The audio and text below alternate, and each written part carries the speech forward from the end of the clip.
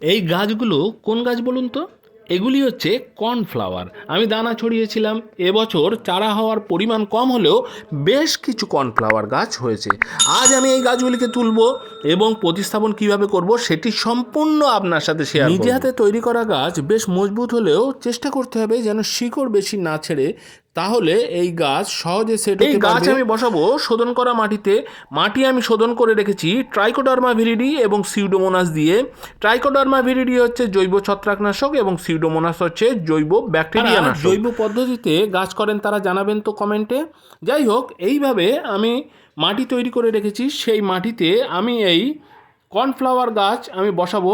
ঠিক গ্রো ব্যাগের ঠিক মাঝখানে আমি বসাবো যাতে গাছটি হেলে না পড়ে। গাছ কিন্তু খুব বেশি বড় হয় না, কিন্তু ছোট ছোট ফুল হলেও খুব সুন্দর ফুল হয়। এই কর্নফ্লাওয়ার গাছ আপনি ছোট টব বা 5 ইঞ্চি টব, গ্রো ব্যাগ, হ্যাঙ্গিং যে কোনো জায়গায় আপনি করতে পারেন। নতুন চারা গাছ এইভাবে গ্রো ব্যাগ বা টবের ঠিক মাঝখানে বসাবেন এবং চারদিক থেকে শোধন করা মাটি বা গার্ডেন সয়েল, ভালো গার্ডেন সয়েল দিয়ে ভালো করে এইভাবে চেপে চেপে সেট করে দেবেন যাতে গাছটি হেলে না পড়ে। আমি আমার চ্যানেলের সমস্ত ভিডিও আমি সবসময় চেষ্টা করি যাতে বিনা পয়সায় একটু পরিশ্রম করে যাতে আপনি দানা থেকে চারা তৈরি করতে পারেন, চারা থেকে নতুন গাছ এবং প্রচুর পরিমাণে গাছ তৈরি করতে পারেন।